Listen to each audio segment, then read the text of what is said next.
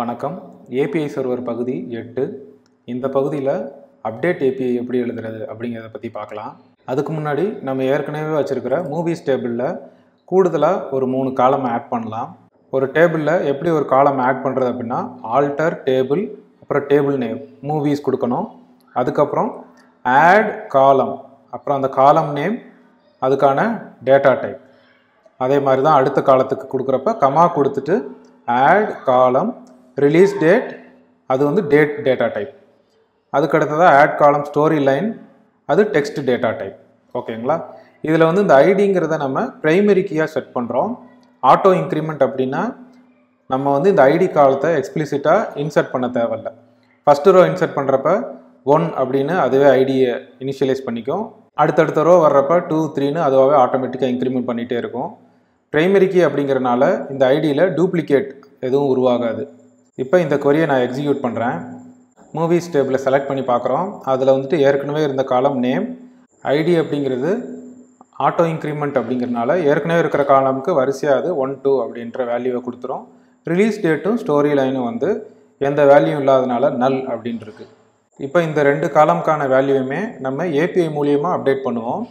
எப்பவும் போல தான் நம்ம ஒரு ஏபிஐ எழுதுறதுக்கு முன்னாடி போஸ்ட்மேனில் அந்த ஏபிஐயோட கான்ட்ராக்ட் எப்படி இருக்கும் அப்படிங்கிறத நம்ம ஃபஸ்ட்டு டிஃபைன் பண்ணிடலாம். நான் ஏற்கனவே ஃபைண்ட் மூவி பை நேம் அப்படிங்கிற ஏபிஐ இருக்கு இல்லையா, அதை டூப்ளிகேட் பண்ணிக்கிறேன். அப்புறம் ரீநேம் பண்ணுறேன், அப்டேட் மூவி. அப்டேட் ஏபிஐக்கு வந்து நம்ம யூஸ் பண்ண வேண்டிய HTTP மெத்தட் புட். ஸோ நான் அந்த புட் மெத்தடை செலக்ட் பண்ணிக்கிறேன். இப்போ இந்த URL பேட்டர்ன் எப்படி இருக்குன்னா ஹோஸ்ட் நேம், அதுக்கப்புறம் ப்ரிஃபிக்ஸ் மூவிஸ், அதுக்கப்புறம் நம்ம ஐடியை வச்சு தான் இனிமேல் அப்டேட் பண்ண போகிறோம். அதனால் நான் ஐடி வந்து 1, 2 அப்படின்னு இருக்க போகுது. இப்போதைக்கு நான் 1 அப்படின்றத கொடுத்துக்கிறேன். நம்ம எந்த மூவி அப்டேட் பண்ணணுமோ அதுக்கான ஐடியை இங்கே கொடுக்கணும். அதுக்கப்புறம் நம்ம பாடி ஓப்பன் பண்ணுறோம். இந்த பாடியில் ரா டைப் செலக்ட் பண்ணிட்டு ஜேசான் அப்படிங்கிற வேல்யூ செலக்ட் பண்ணிக்கிறோம். இப்போ இதில் நம்ம ஒரு ஜேசான் கொடுக்க போகிறோம். என்ன வேல்யூ நம்ம கொடுக்க போகிறோம் அப்படின்னா ரிலீஸ் டேட்டை வந்து அப்டேட் பண்ண போகிறோம். ரிலீஸ் டேட்டோட ஃபார்மேட் எப்படி இருக்கணும் அப்படின்னா YYYY, அதாவது இயர் வந்து 4 டிஜிட்டில் இருக்கணும். அதுக்கப்புறம் ஹைஃபன், மந்த் வந்து 2 டிஜிட்டில் இருக்கணும். அதுக்கப்புறம் டேட் வந்து 2 டிஜிட்டில் இருக்கணும். ஸோ இந்த ஃபார்மேட்டில் தான் நம்ம டேட்டை ஜேசானில் இன்புட்டாக கொடுக்க போகிறோம். எடுத்துக்காட்டாக 2024 0510 இதுதான் ரிலீஸ் டேட் அப்படின்னு நம்ம அனுப்ப போகிறோம். அடுத்ததாக ஸ்டோரி லைன் அப்படிங்கிற ஃபீல்டையும் ஆட் பண்ணுறோம். இதோட டேட்டா டைப் டெக்ஸ்ட், அதனால் நம்ம ஒரு பெரிய பேராகிராஃபை நம்ம இதுக்கு இன்புட்டாக கொடுக்கலாம். இப்போதைக்கு நான் ஏதோ ஒரு படத்தோட ஸ்டோரி லைனை எடுத்து நான் இன்புட்டாக கொடுக்குறேன். ஸோ இந்த மாதிரி தான் நம்ம ஏபிஐ இருக்க போது. இப்போ நம்ம இந்த ஏபிஐக்கான கோடை டெவலப் பண்ணலாம். இப்போ நம்ம போன பகுதியில் எங்கே இருந்து விட்டோமோ அதே இடத்துல இருந்து தான் ஸ்டார்ட் பண்ணுறோம். கிட் செக்அவுட் -b part 8 அப்படின்ட்டு நான் ஒரு பிரான்ச் கிரியேட் பண்ணுறேன். முதல்ல நம்ம movies.routல புதுசாக ஒரு ரவுட் ஆட் பண்ணணும். புட் router.putல இனிமேல் நம்ம நேமை யூஸ் பண்ணி ஃபைண்டோ அப்டேட்டோ பண்ணக்கூடாது. எல்லாமே ஐடி தான். ஏன்னா ஐடின்ற பிரைமரி கீயை நம்ம இன்ட்ரடியூஸ் பண்ணிட்டோம். அதனால் இனிமேல் நமக்கு நேம் தேவையில்லை. சர்ச் பண்ணுறதுக்கு வேணால் நேம் பயன்படுத்தலாம்.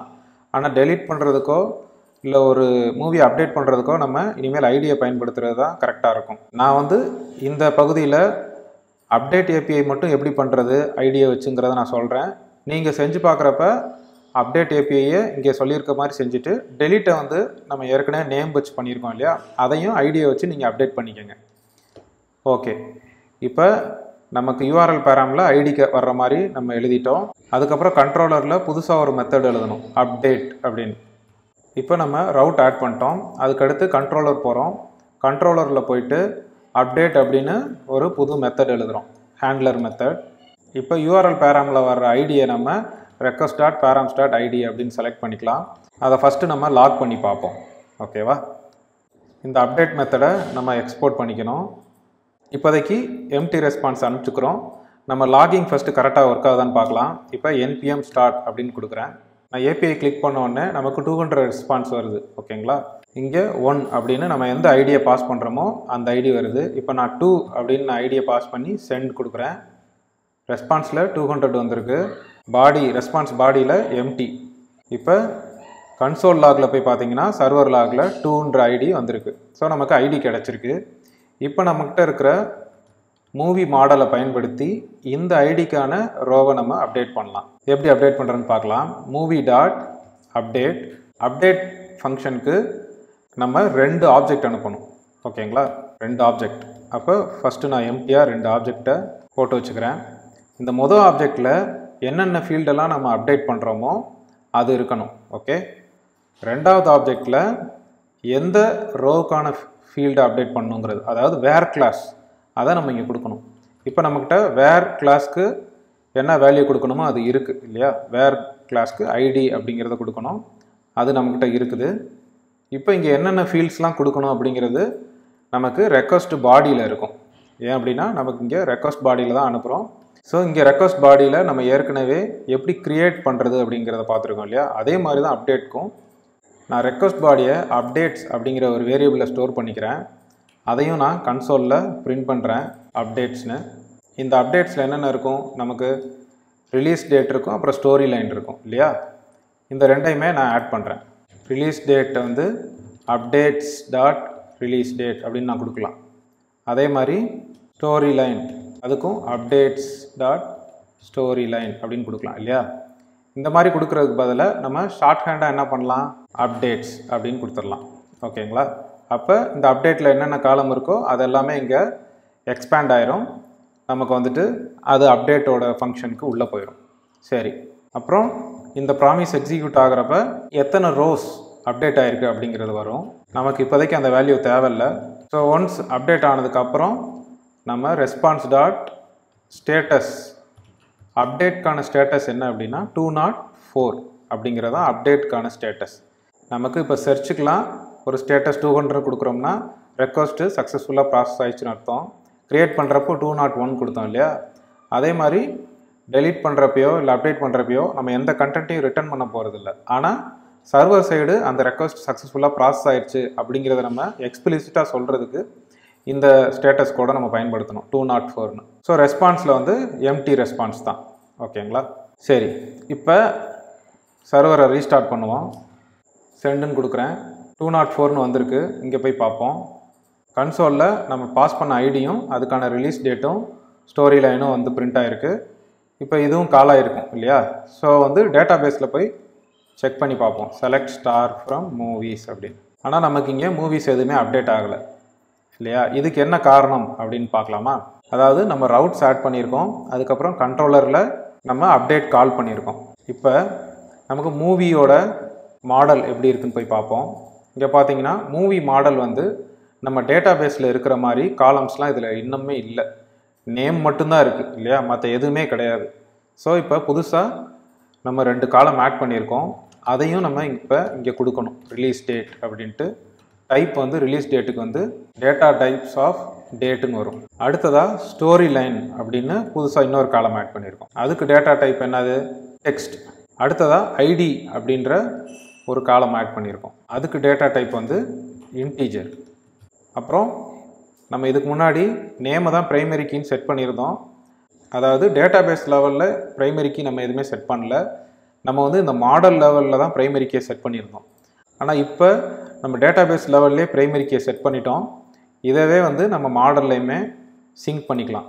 அப்போ ப்ரைமரி கீ ட்ரூ அப்படின்னு நம்ம ஐடி காலம்க்கு கொடுத்துக்கலாம். நேம் வந்து ஒரு ஸ்ட்ரிங் காலம் மட்டும்தான். இப்போ நம்ம மாடலையும் அப்டேட் பண்ணிட்டோம். சர்வரை ரீஸ்டார்ட் பண்ணுறேன். இப்போ ஏபிஐ ரெக்வஸ்ட்டை சென்ட் பண்ணுறேன். ரெஸ்பான்ஸ் வந்து 204 வந்துருச்சு. சர்வர் சக்ஸஸ்ஃபுல்லி ப்ராசஸ் பண்ணிடுச்சுன்னு அர்த்தம். போன தடவை சர்வர் லாக் பார்த்தீங்க அப்படின்னா கன்சோல் டாட் லாக் பண்ணியிருந்தோம், அது மட்டும் தான் வந்துருச்சு. டேட்டா பேஸ் கால் எதுவுமே வரல. ஓகேவா. இப்போ பாருங்கள், நமக்கு வந்து டேட்டா பேஸ் கால் ஒன்று நடந்திருக்கு. Update movie set release date story line வேர் ஐடி அப்படின்றது. அதாவது இந்த ஃபஸ்ட்டு ஆப்ஜெக்டில் என்னென்ன காலம்ஸ்லாம் கொடுக்குறோமோ அது இந்த செட்டுக்கு அப்புறம் வந்துடும். ரிலீஸ் டேட்டும் ஸ்டோரி லைனும் வந்திருக்கும், அதனால் அது இங்கே போயிருக்கு. அடுத்ததாக செகண்ட் ஆப்ஜெக்டில் என்ன கொடுத்துருக்கோம், வேர் கிளாஸ் கொடுத்துருக்கோம்.